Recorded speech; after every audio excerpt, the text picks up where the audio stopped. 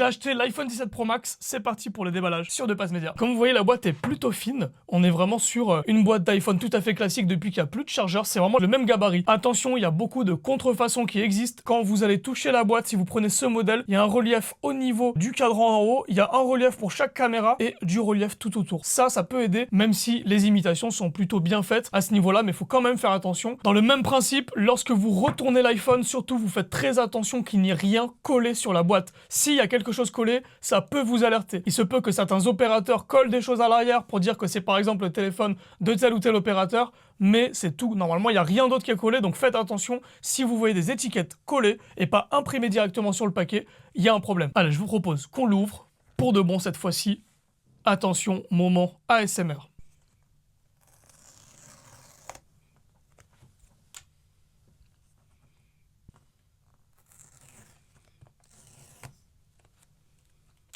On prend bien le temps.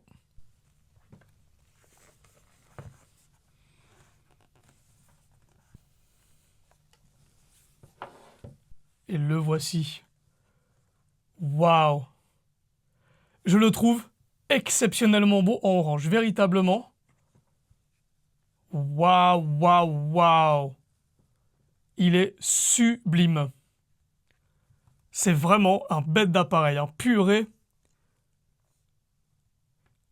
Il est plutôt léger, je vois aucune différence avec le mien qui est le 15 Pro Max. Pourtant le mien est en titane. Je vois aucune différence à l'usage là immédiatement. J'aime beaucoup ce petit dos en verre comme ça là, c'est super agréable.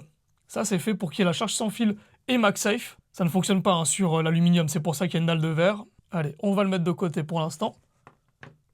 Le petit tiroir pour la SIM, évidemment, on n'est pas sur les modèles américains qui sont 100% eSIM, on est sur le modèle européen, et donc il y a le tiroir pour la SIM, et donc on doit s'en servir si on veut mettre une carte SIM. Pour moi, eh bien je n'ai pas de carte SIM, j'utilise toujours une carte eSIM, donc ça me sert à rien, mais bon, ça fait toujours plaisir de l'avoir. On a un câble qui est tout neuf, puis ensuite les petites notices, toujours plus en plus petites, hein. Avant la poche n'était pas comme ça.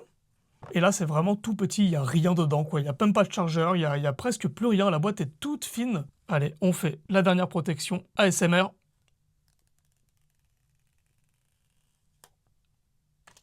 Waouh!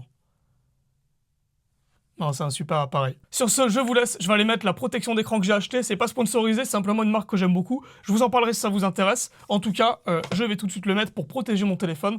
Et on se retrouve très bientôt pour un test beaucoup plus détaillé, pour plein de photos et plein de vidéos avec ce téléphone, puisque ça va devenir l'appareil principal qui permettra de faire fonctionner Depaze Media. Donc n'hésitez pas à rester pas trop loin si ça vous intéresse. On se retrouve très bientôt sur Depaze Media. Salut!